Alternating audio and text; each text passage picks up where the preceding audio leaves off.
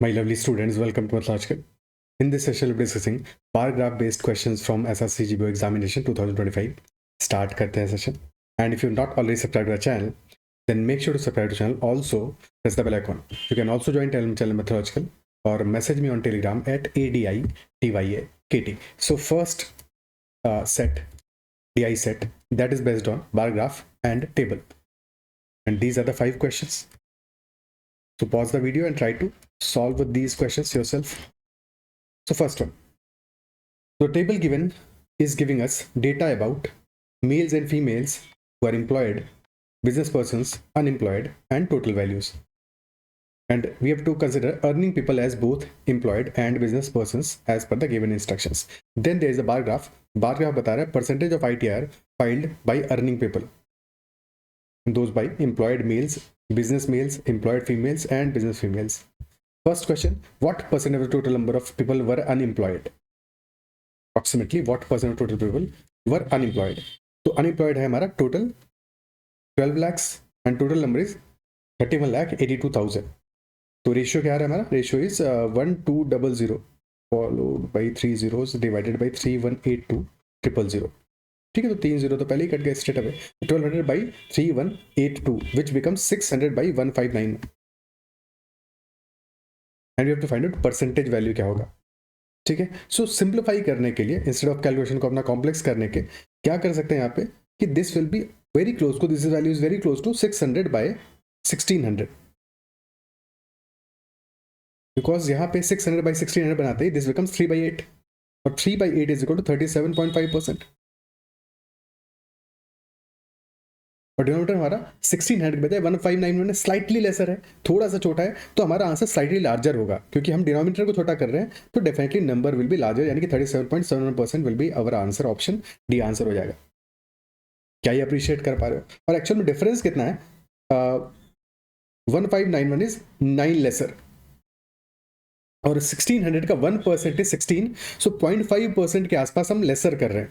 तो अगर 0.5% के आसपास हमने डिनोमिनेटर को छोटा किया है तो हमारा जो एक्चुअल आंसर होगा दैट विल बी प्लस 0.5% रफली, यानी कि प्लस 0.18 या 19 लार्जर होगा, 37.68% के आसपास आएगा. ठीक है, क्योंकि हम चेंज डिनोमिनेटर में कर रहे हैं, न्यूमिनेटर में नहीं कर रहे, तो थोड़ा सा एरर रहेगा. ये बात ध्यान रखना कि एरर थोड़ा बहुत रहेगा, बट हम अपने आंसर के ऑलमोस्ट वेरी वेरी क्लोज पहुंच जाते हैं या इस बेसिस पे. क्या ये अप्रिशिएट कर पा रहे हो? तो यहाँ पे कैलकुलेट करने का और कोई तरीके से अप्लाई करने के बजाय अगर हम किसी वैल्यू के आसपास आ रहे हैं तो that is the best approach. तो 600 by 1600 के पास का वैल्यू था तो हमने स्ट्रेट अवे वो ले लिया. अगर न्यूमिनेटर में 600 by 599 598 होता तो भी हम अप्रोक्सीमेटली वैसे ही अरेंज करते हैं इसको. क्लियर है? ठीक है, so this will B the answer. अच्छा, हम इसके बजाय ये भी सोच सकते थे कि दिस इज 600 by 1500 मान लो इसको, एंड दिस इज 40%. बट उस केस में हमने क्या किया कि 1591 एक्चुअल डिनोमिनेटर है हमारा और हम पहुंच गए 1500 पे, तो डिफरेंस ज्यादा है. तो यहाँ पे एरर थोड़ा सा ज्यादा आएगा क्योंकि इफेक्टिवली 1500 से 1591 पे आने में 91 ऐड करोगे विच इज क्लोज टू 6%. तो अगर 6% हमने डिनोमिनेटर में ऐड किया है तो डिनोमिनेटर को यानी कि 40% को डिक्रीज करेंगे 6% से. और 6% ऑफ 6% किसका? 40% का. 40% का 6% हो जाएगा 2.4. तो सब्ट्रैक्ट करोगे 2.4 तो हमारा आंसर विल बी रफली 37.6% के आसपास. बट अगेन क्योंकि यहाँ पे गैप ज्यादा है बिटवीन 1500 और 1591 तो एरर ज्यादा आएगा, यानी कि यहाँ पे एरर देख पा रहे हो 0.11% के आसपास का आ रहा है. But still this is also good क्योंकि किसी क्वेश्चन में हमें ऐसे भी अप्रोक्सीमेट करना पड़ सकता है. ठीक है, सो अप्रोक्सीमेशन करने की हमेशा कोशिश करनी है. और ऑप्शंस के हिसाब से ऑप्शंस हमारे कैसे आ रहे हैं? 37.41%, 39.41%. अगर ऑप्शंस बहुत दूर दूर है तब तो उतना भी करने की जरूरत नहीं है, देख के ऑब्जर्व करके सॉल्व कर लेना है.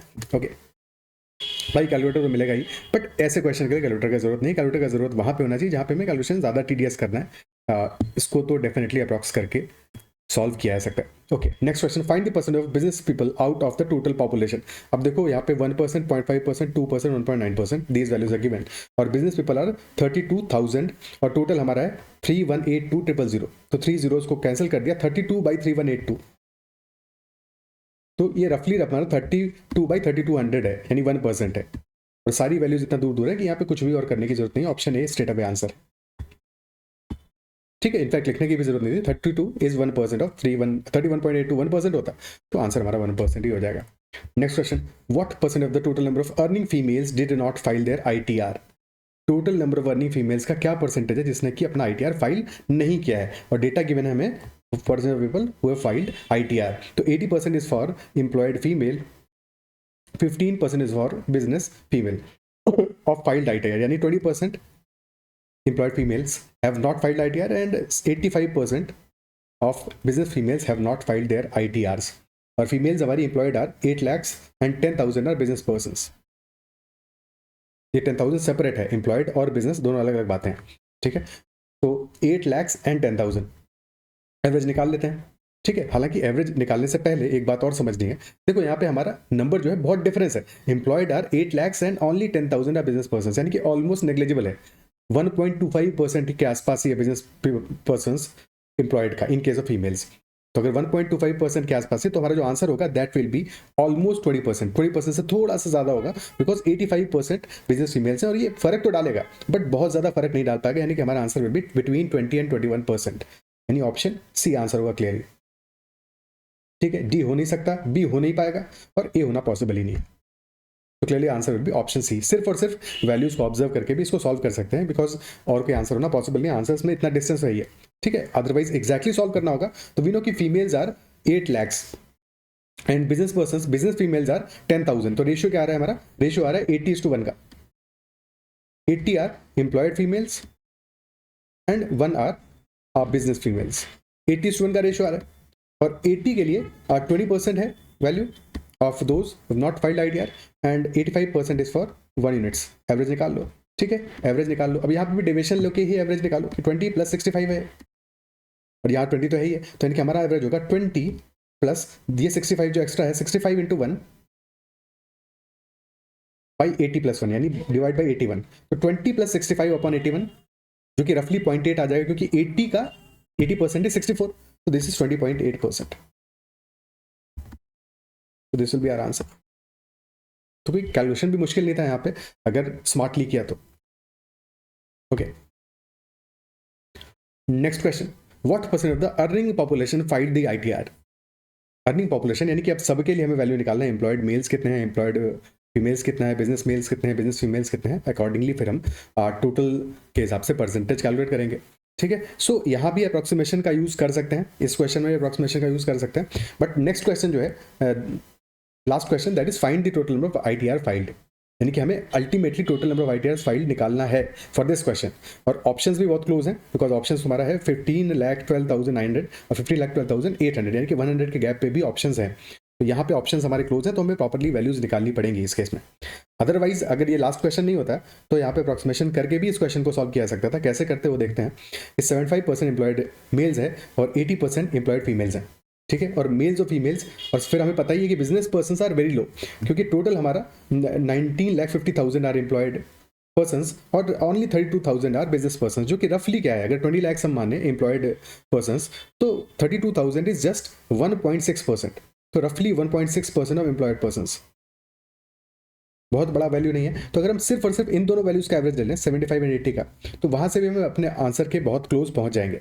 और क्लियरली क्योंकि number of mails is more than number of females, तो हमारा जो आंसर होगा दैट विल बी हमारा 75-80 का एवरेज आ रहा है 77.5, तो उससे लेसर वैल्यू आएगा, लेसर वैल्यू आएगा, क्योंकि बिजनेस मेल और फीमेल बहुत ज्यादा नंबर है भी नहीं और वो नंबर लोअर भी है। तो इवन इन दैट केस हमारा जो आंसर होगा 77.5 से मच लेसर होगा। क्या ये क्लियर है? तो यहां से इतना तो समझ में आता है कि ऑप्शन सी आंसर नहीं होगा, ऑप्शन ए भी पॉसिबल नहीं है, यानी कि आंसर बी और डी में से कोई एक आंसर होगा हमारा। क्या ये क्लियर है? ठीक है। अब डी आने के लिए भी हमारा या तो नंबर ऑफ मेल्स होता बहुत ज्यादा हाई होता, क्योंकि डी 75.33% है। ये आंसर कब होगा? अगर हमारा एक नंबर 75 है, एक नंबर 80 है, 75.33% कब आंसर होगा? तब होगा जबकि हमारा गैप बहुत ज्यादा हो, यानी कि नंबर ऑफ मेल्स बहुत हाई हो फीमेल से। फीमेल्स मान लो only 1 female is there and males are 20, तब जाके हमारा इतना क्लोज आंसर आएगा। तो option D is also not possible.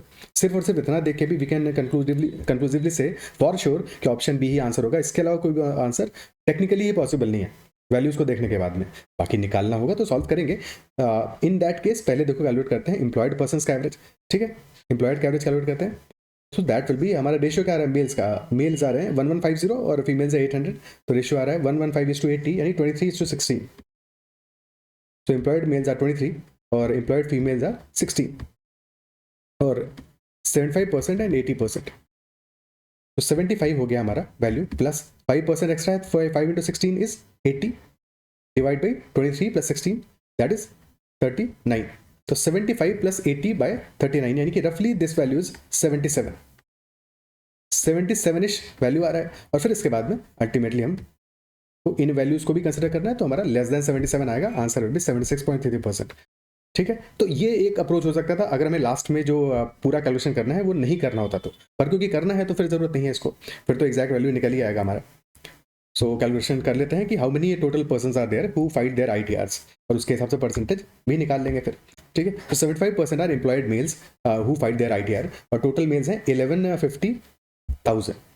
तो 75% क्या होगा, 10 lakhs का 75% इज 7.5 lakhs, 1 lakh का विल बी 75,000, तो 8.25 lakhs, तो हमारा 8,25,000 तो ऑलरेडी नंबर आ गया है. और फिर साथ में 50,000 का 75% भी 37,500, प्लस 37,500 नंबर आ गया 8,62,500 फॉर एम्प्लॉयड मेल्स. फीमेल्स का 8 lakhs का 80%, तो that is 6,40,000. For business males 40% of 22,000, so that is 8,800, and business females का 15%, so that is 1,500. Now add these values, और ऐड करके लास्ट के 3 digits ही देखना है क्योंकि 800 आ रहा है, नहीं 15,13,000 भी है. ओके, तो एग्जैक्टली कैलकुलेट करना पड़ेगा. तो 8,62,000 plus 6,40,000, 8,614, 15,02,500, and then this is 8,800, 1,500, so 10,300.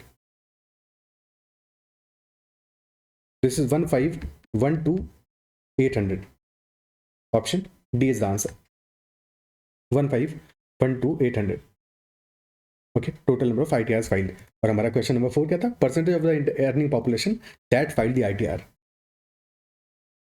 Okay, so total earning population है हमारा 1982,000 और 1512,800 हैव फाइल्ड द ITR.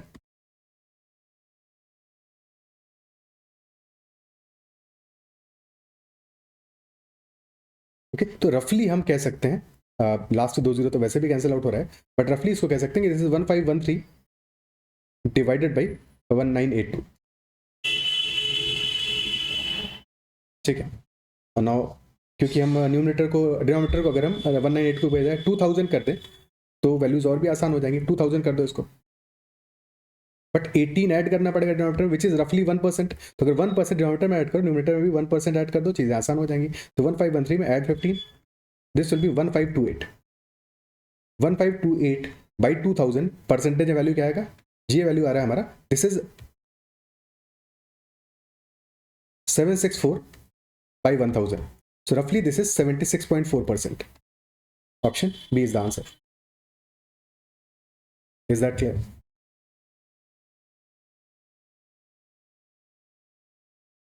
ठीक है, so this was our first set. अब next set पे, second set पे चलते हैं. Second set with 2 bar graphs. First is on network subscribers for a company, and there are 2 bars, one with Wi-Fi data and the other with roaming data. और second में हमारा age groups के basis पे है. ठीक है, the following bar graphs gives detail of network subscriber for different companies and a breakup of subscribers based on the age group. तो first bar graph हमारा है based on 4 companies A B C and D, और second bar graph है हमारा based on age group from 10 to 50 years. First question, if the government bans 10 to 20-year-olds from subscribing data, what will be percentage reduction in subscribers compared to the original? Accordingly हमारे total 5 questions are there on this set. तो हमें values in any way calculate करनी है, और दोनों ही बार graphs का total number है वो तो सेम ही आएगा. तो टोटल नंबर एक बार फाइंड आउट कर लेते हैं, और लास्ट के 3 डिजिट्स हमारे जीरो ही हैं सारे केसेस में. ठीक है, तो तुम लास्ट के 3 डिजिट्स को ऑलमोस्ट इग्नोर कर सकते हो कि थाउजेंड्स में है सारे नंबर्स. ठीक है, बस ध्यान नहीं देना है कि हर एक केस में 3 डिजिट्स को इग्नोर करना है, तो वो एक कॉशियस रहना है उतना. ठीक है, तो दिस इज 102,000, 215,000, 64,000, 58,000, 223,000, 148,000, 176,000, 164,000. तो नंबर आ रहा है हमारा 102 प्लस 215, दैट इज 317. तो 317 और फिर हमारा 64 ऐड किया, तो दैट इज 317 प्लस 64, 381, 58, तो 379 है 60, 439, 639 और 662, 762, 810, 986, 1086, 1090, 1150. तो 1150,000 is total number of subscribers. और क्वेश्चन कह रहा है गवर्नमेंट ने बैन किया, यही सेम नंबर हमारा यहाँ पे भी आएगा क्योंकि दोनों केस में डेटा सेम ही है, बस हमें डिवीजन अलग तरह से दिया, एक में कंपनी के बेसिस पे दिया, एक में एज ग्रुप के बेसिस पे दिया। तो 1150,000 ही हमारा डेटा सेकंड केस में भी आने वाला है।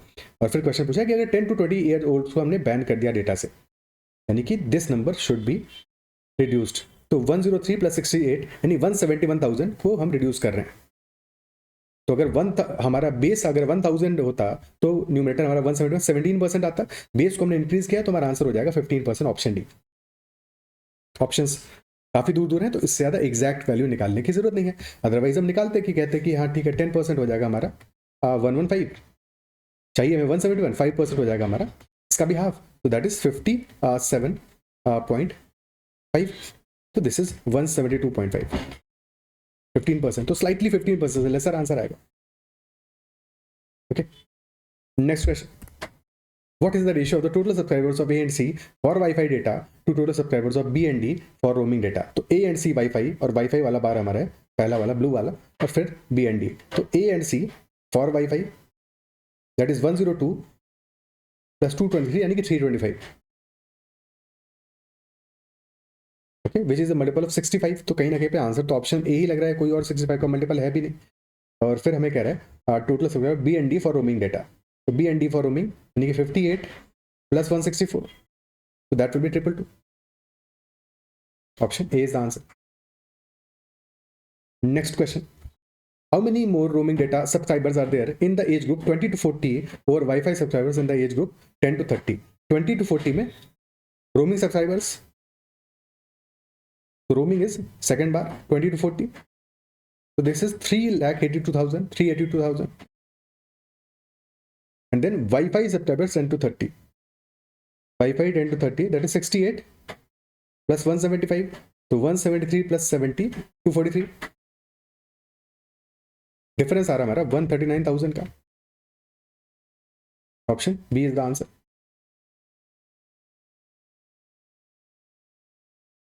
Next question, what percentage of the total subscribers opt for company C? तो कंपनी सी के लिए ऑप्ट किया है 223 plus 148, दैट इज 371, तो 371 out of 1150,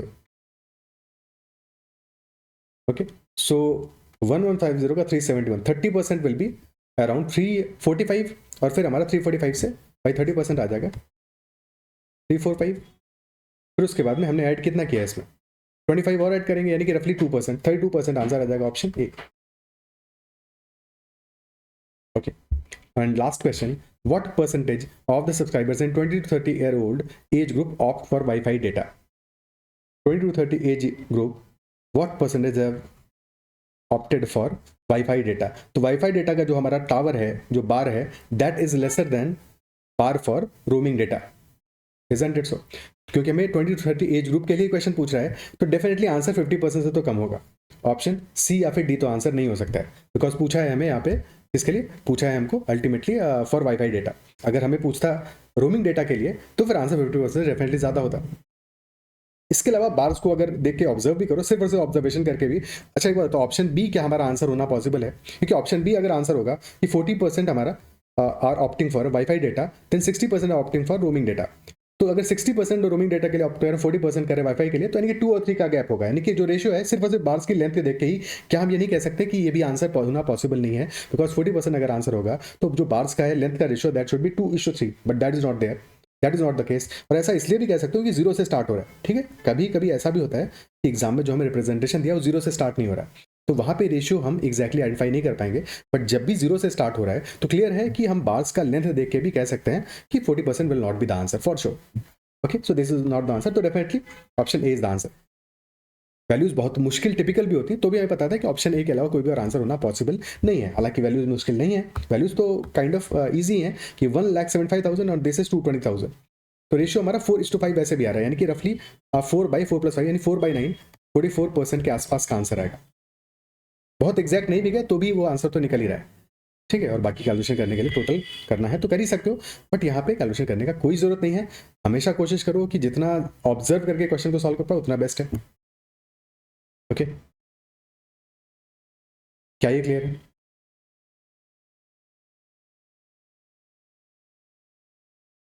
तो हमारा आंसर आ जाएगा 44%।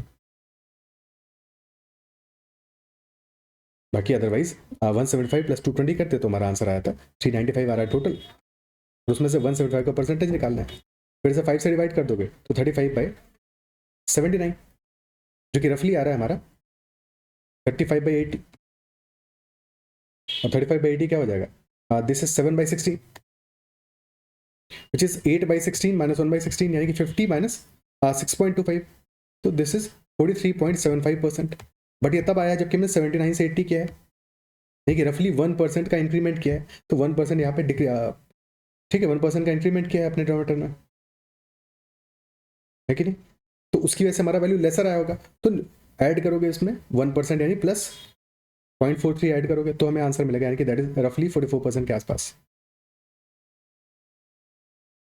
ओके,